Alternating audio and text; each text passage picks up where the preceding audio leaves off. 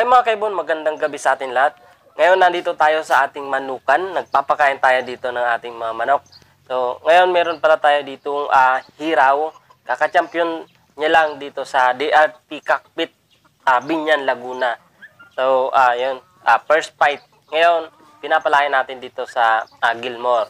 Ito naman meron tayo ditong magpa 5 months talisay. Yung parents ito 5K sweater X Peruvian. So makikita nyo, ang laking manok din. Kapatid niya to, yan, talisay din, claret. Sa December, pwede na natin to ilaban. Saktong 1 year sila kasi born to noong December 2024. Pwede na yan ilaban. Iko-condition naman at may tari. Yun, pwede na natin yan ilaban. Meron din tayo ditong white kelso bulik. So kung makikita nyo, pugi din. So, wag ko na yan pupungusan, papapangitin ko rin. Ito, meron din tayo ditong hiraw. Kapatid niyan yung dalawang talisay na going 5 months old.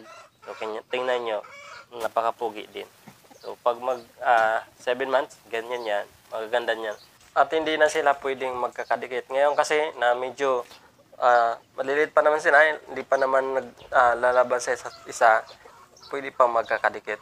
Pero pag nasa 6 or 7 months, yun, magyayabang na yan, di na natin pwede yan pagdidikitin.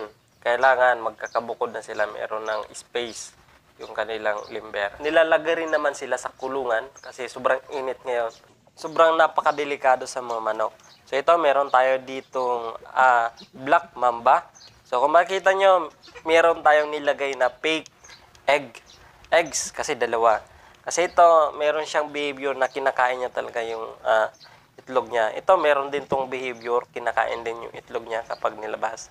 So, ginagamitan ko yan ng technique. Meron din tayo ditong, yan, Peruvian, at saka pinag-cross natin dito sa talisay. So, para medyo lumaki yung mga iaanak nitong talisay. Kasi yung talisay medyo maliit lang, pero para sa akin katamtaman lang. Yan, meron din tayo ditong binibreed na blues. Pinag-pair din natin siya sa talisay na inahin. Champion din siya sa DRT Cockpit, Binyan, Laguna. Yan, 2 beses kami dyan magkasunod nag-champion.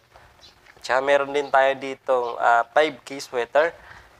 Panalo rin siya dito sa Binyan, DRT Binyan.